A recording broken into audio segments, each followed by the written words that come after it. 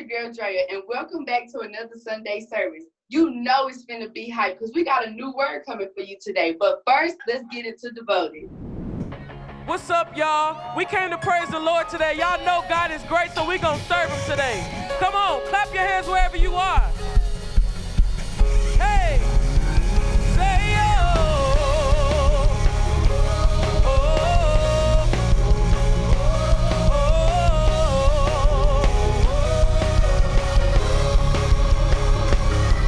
say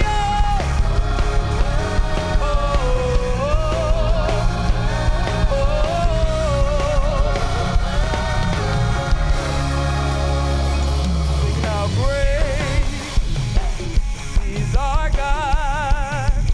Sing with me, how great is our God. Oh, we'll see how great is our God. Come on, clap your hands.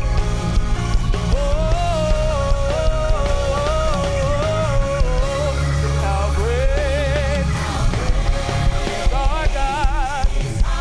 Sing with me, how great is our God. Oh, we'll see how great is our God. Come on, clap, clap, clap, clap, clap. Woo, devoted. Y'all never let me down. So today, we're going to be talking about counseling culture. And you know, nowadays, everybody get counseled for a little bitty mistake they make. We write them off and they done. But actually, people got counseled in the Bible too. Let's find out about a woman who almost got counseled by society.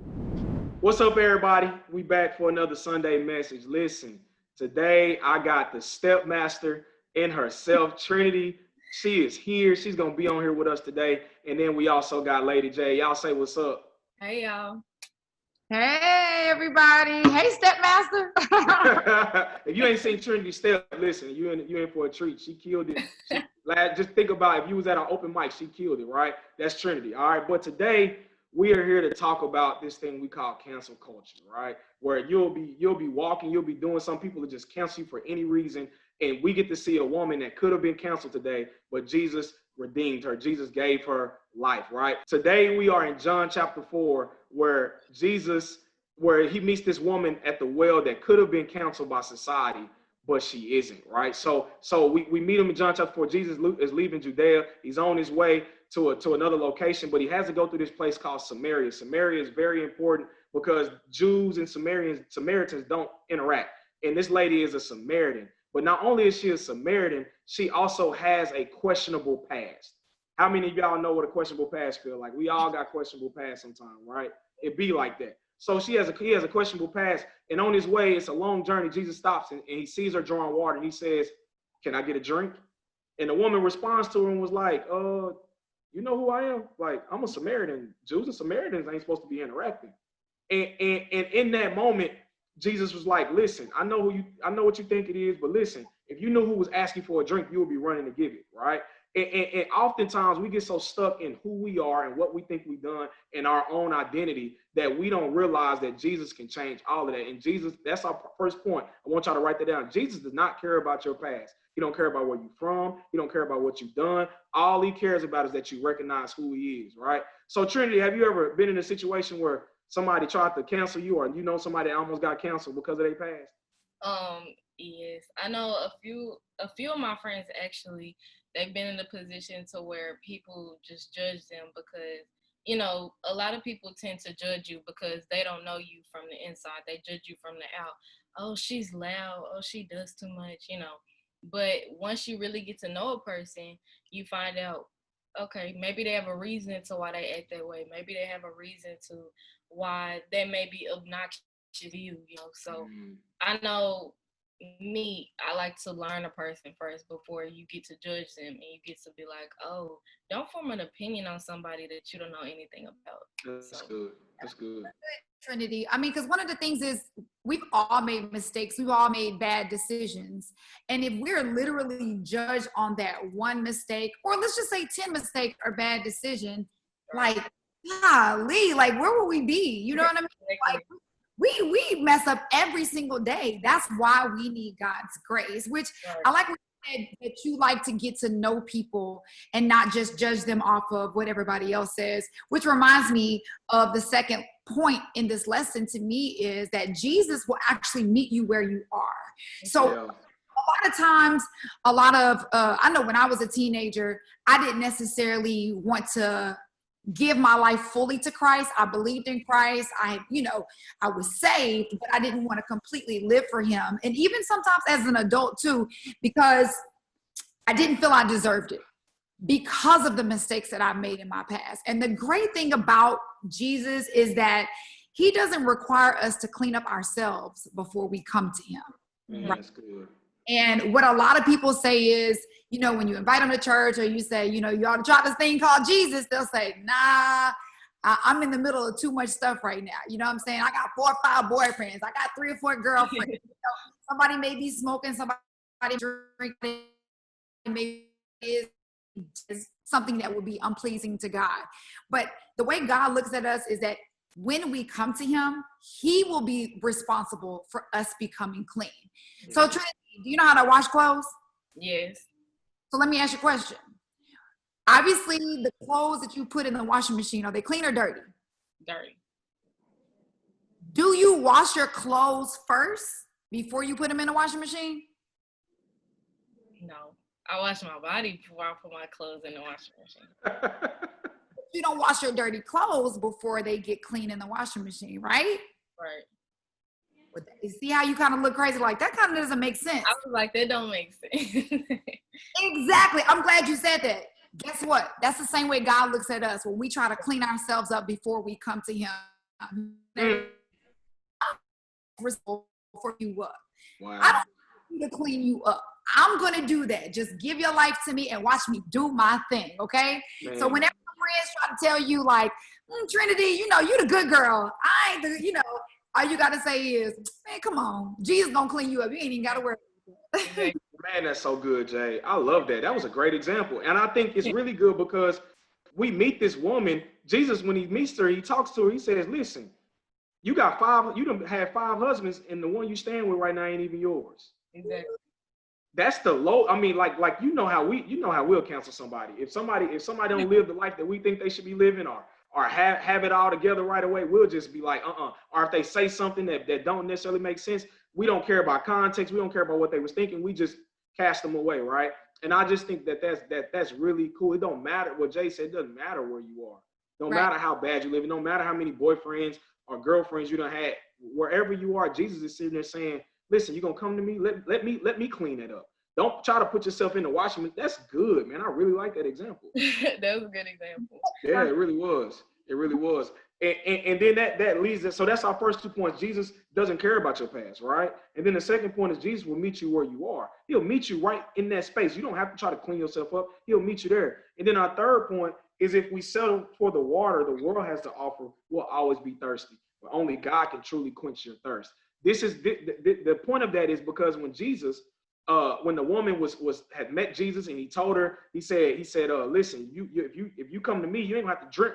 Keep getting water, you'll be filled, right? This is what he told her. And the same thing for your life.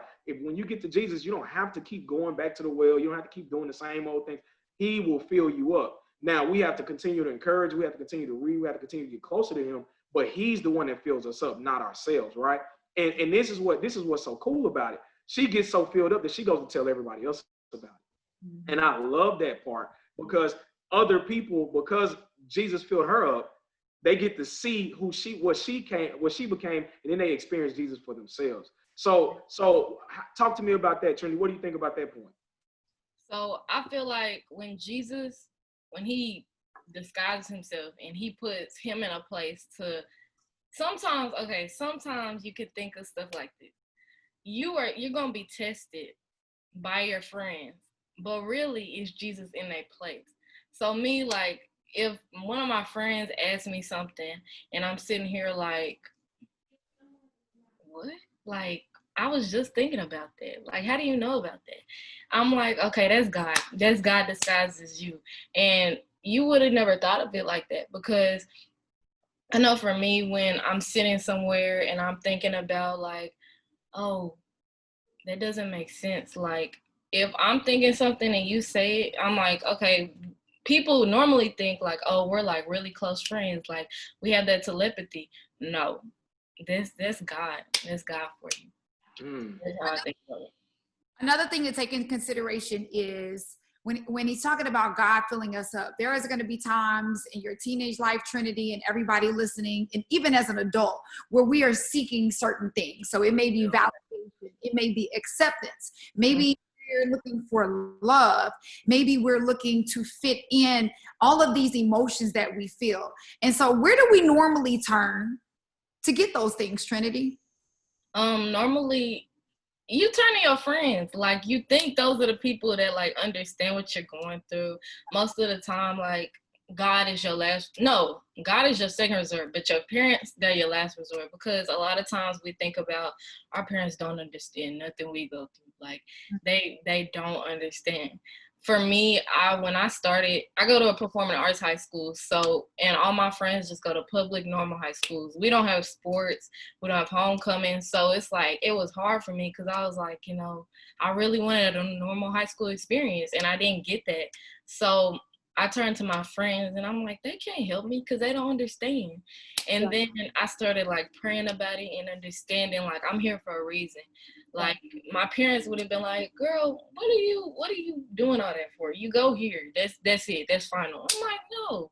But yeah, you turn to God and you realize, like, okay, maybe this is for a purpose. Maybe this is for a reason. Which is perfect. I love that example. So in other words, our human nature, we turn to our friends, we may turn a significant other, because we're looking for whatever that hole or that thing inside of us that needs to be filled. We want another person to fill it. It's instant. That person is there.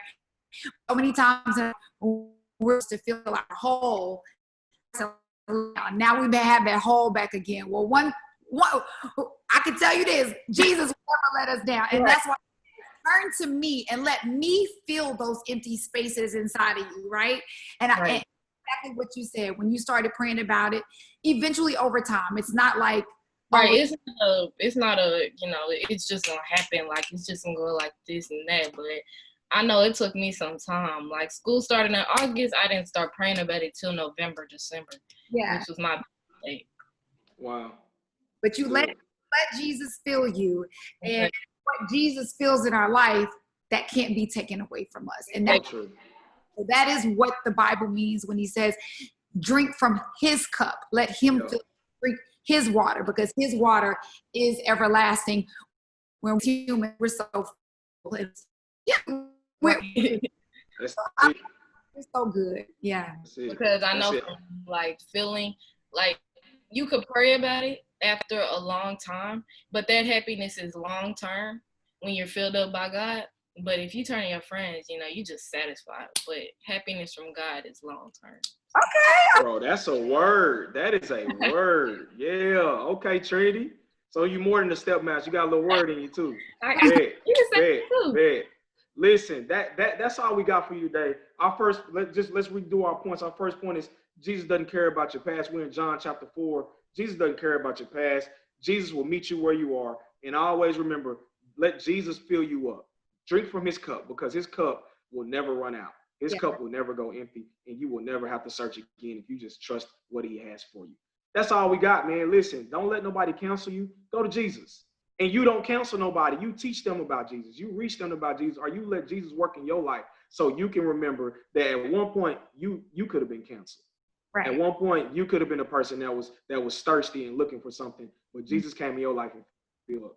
All right. Our call to action for this week is we're going to ask you to read John chapter 4, read the whole story. It's a really, really good story. Read the whole story. And then our second call to action is that you come to Bible study on Wednesday night on Instagram Live at 7 p.m. That's our only two call to actions. All right. We love y'all. We'll see y'all soon. Peace. Bye.